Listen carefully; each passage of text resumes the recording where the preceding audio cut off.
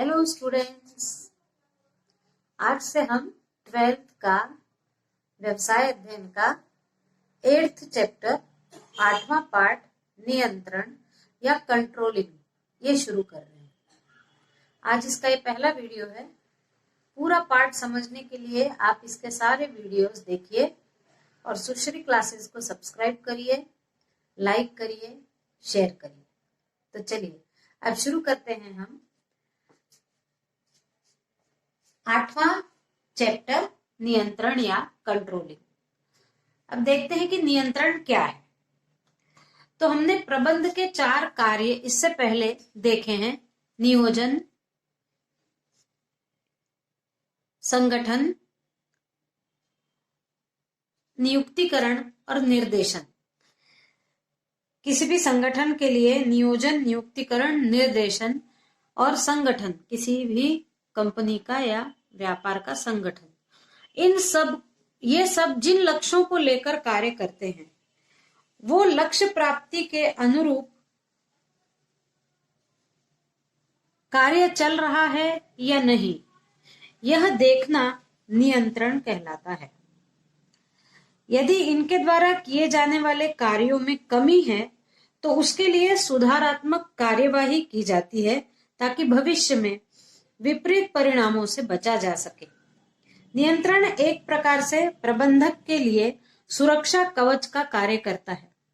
यानी प्रबंधक यदि नियंत्रण रखता है तो उसका आगे भविष्य में जो उत्पादन होना चाहिए या कार्यों का जैसा निष्पादन होना चाहिए, यदि वो नहीं हुआ तो उसको आगे भविष्य के लिए खतरा है। तो भविष्य को यदि सुरक्षित रखना है तो किसी भी प्रबंध के लिए नियंत्रण रखना आवश्यक है।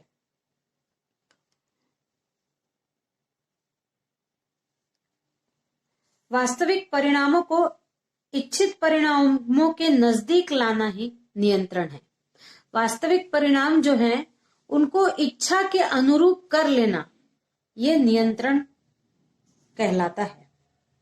यह एक ऐसी प्रक्रिया है जो कर्मचारियों को विभिन्न क्रियाओं और निश्चित उद्देश्यों की प्राप्ति के लिए पथ प्रदर्शन का कार्य करती है। यदि मान लीजिए किसी कंपनी में कार्य चल रहा हो, लेकिन यदि वहां के कर्मचारियों पर नियंत्रण न हो तो वह कार्य कभी भी अपने उद्देश्य को प्राप्त नहीं कर पाएगा। कर्मचारियों को पथ प्रदर्शन करना यानी किस प्रकार से उनका जो दायित्व दिया गया है उस दायित्व का निर्वहन किस प्रकार से करना, ये यदि उन पर नियंत्रण रख के उनको न सिखाया जाए तो कभी भी लक्ष्य की प्राप्ति नहीं हो पाएगी। अब हम देखते हैं नियंत्रण की परिभाषा। तो डेल हेनिंग के अनुसार नियंत्रण वह प्रक्रिया है जिसके द्वारा कार्यों को योजना के अनुरूप किया जाता है। कार्य तो सभी प्रक्रमों में होते हैं, लेकिन योजना के अनुसार कार्य करने के लिए नियंत्रण की आवश्यकता होती है।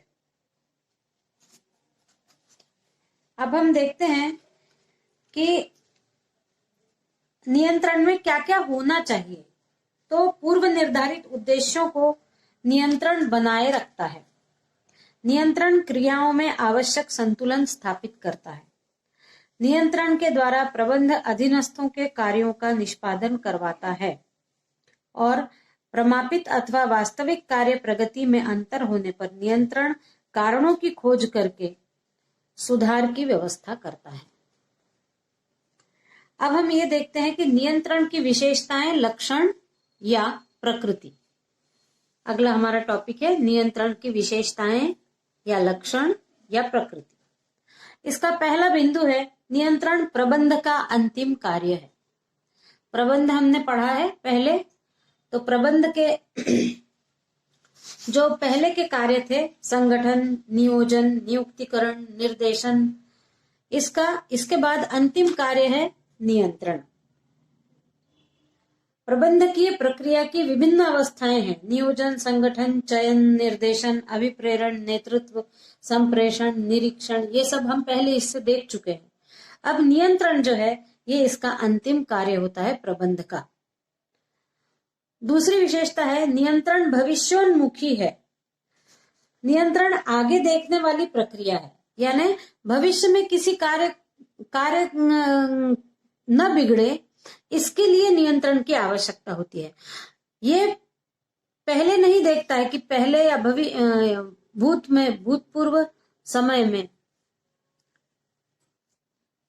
क्या क्या हो चुका है। यदि वहां कुछ गलतियां हो चुकी हो तो उस पर किसी प्रकार का बस नहीं चलता, पर आगे उस प्रकार की गलतियां न हो, इसलिए नियंत्रण की जो प्रणाली है वो भविष्योन्मुखी है, यानी भविष्य के लिए है। फिर तीसरा है उत्तरदायित्व का निर्धारण। नियंत्रण का उद्देश्य न केवल वास्तविक निष्पादन में होने वाले परिवर्तनों को तत्काल ध्यान में लाकर सुधारना, अपितु गलत कार्यों के लिए जो भी व्यक्ति उत्तरदायी है उसको ढूंढकर प्रकाश में लाना और उसके विरुद्ध कार्यवाही करना। यानी नियंत्रण इसलिए भी रखा जाता है कि जो भी कंपनी में कार्य करता है उनका उत्तरदायित्व क्या क्या है।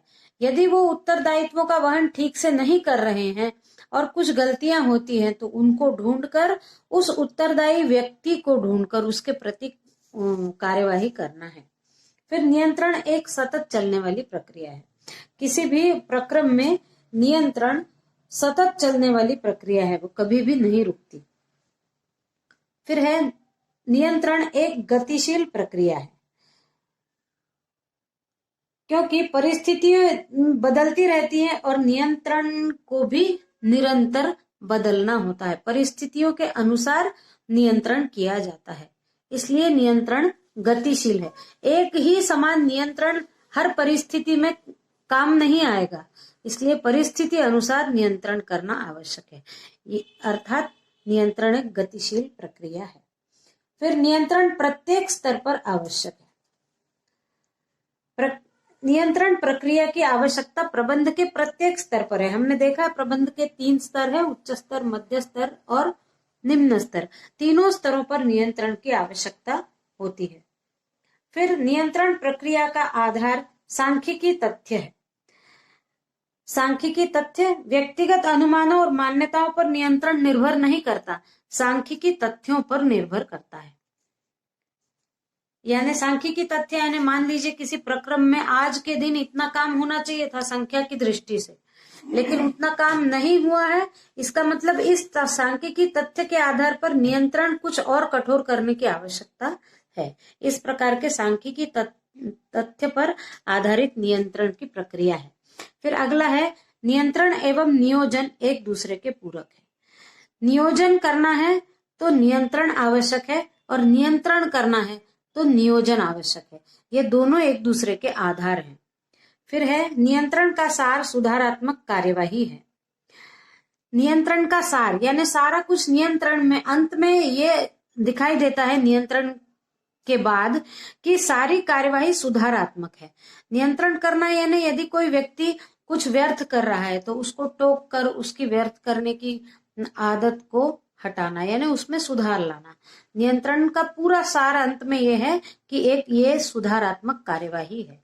फिर नियंत्रण का उद्देश्य हस्तक्षेप नहीं है, यानी यदि कर्मचारियों को ठीक से कार्य करने के लिए यदि बीच में रोककर उन पर नियंत्रण किया जाए या उनको समझाया जाए तो ये उद्देश्य मात्र अच्छा लक्ष्य प्राप्ति के लिए है, न कि उन कर्मचारियों के कार्यों में हस्तक्षेप करने के लिए है।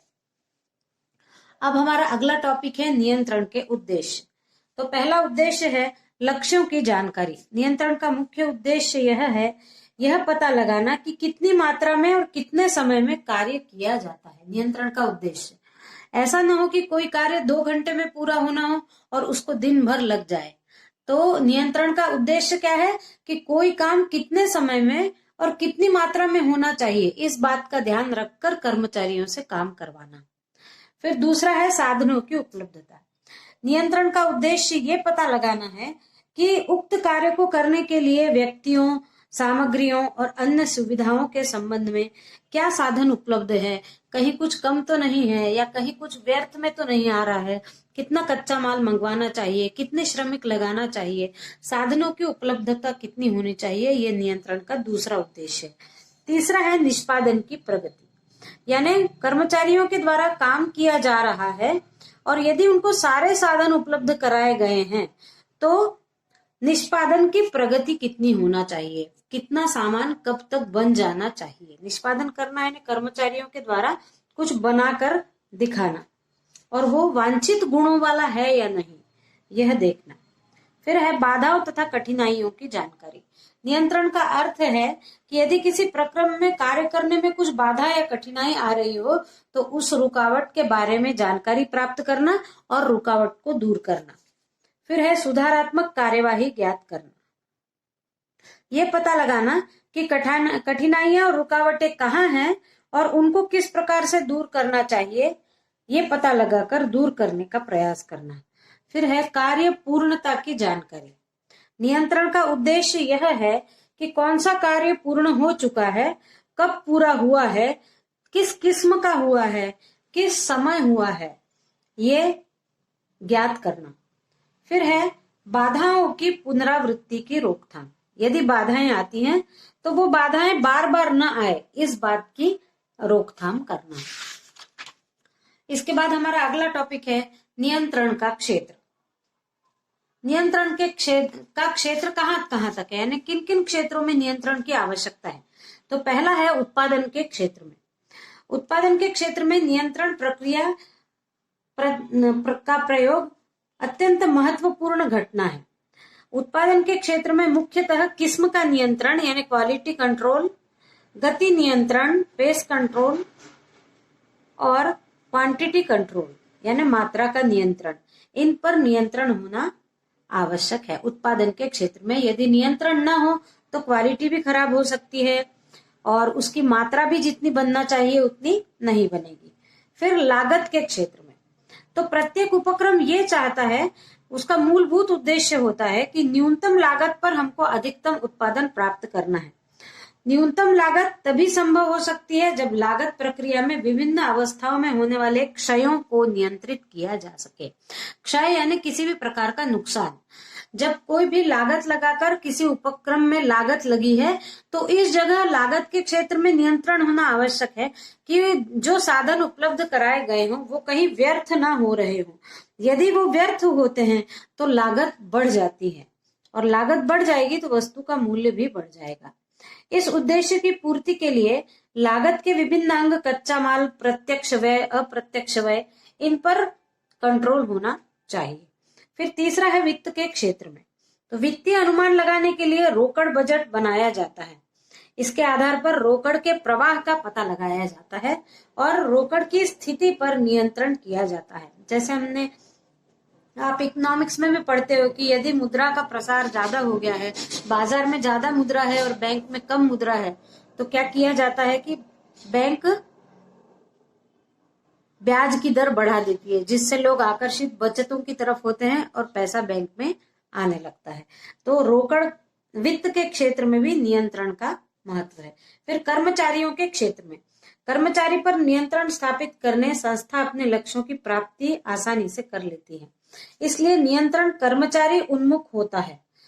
प्रमाद से वास्तविक निष्पादन के विचलन के लिए दोषी कर्मचारियों को प्रकाश में लाया जाता है और उनके विरुद्ध कार्यवाही की जाती है। यानी कर्मचारियों ने यदि प्रमाद से विचलन यानी जितना माप होना चाहिए, जितना सामान बनना चाहिए, उससे यदि कम या ज्यादा बनता है तो उन कर्मचारियों को ढूंढकर उनके प्रति कार्रवाई की जानी चाहिए। फिर नीतियों के क्षेत्र में प्रबंधकीय नीतियों का पालन संस्था में अनुशासन को जन्म देता है, इसलिए जो नीतियां बनाई गई हैं उन नीतियों का पालन हो रहा है कि नहीं, ये देखना आवश्यक है। यहाँ पर नियंत्रण की आवश्यकता है। फिर संगठन के क्षेत्र में प्रभावी संगठन किसी भी संस्था की आधारभूत आवश्यकता होती है। संगठन को प्रभावी बनाने में संगठन संरचना, संगठन चार्ट का तैयार करना, इसके आधार पर वास्तविक रूप से की गई संगठन की संरचना की तुलना की जाती है और ये देखा जाता है कि निश्चित किए गए कर्तव्य और अधिकार कहाँ तक सही है। फिर अनुसंधान के क्षेत्र में आजकल व्यवसाय में अनुसंधान का बहुत महत्व हो गया है, तो वहां पर भी कंट्रोल करना आवश्यक है। और अन्य क्षेत्रों में यानी व्यवसाय के अन्य क्षेत्र, विक्रय, पूंजी, प्लांट आदि में भी नियंत्रण की आवश्यकता होती है। इसी के साथ थैंक यू।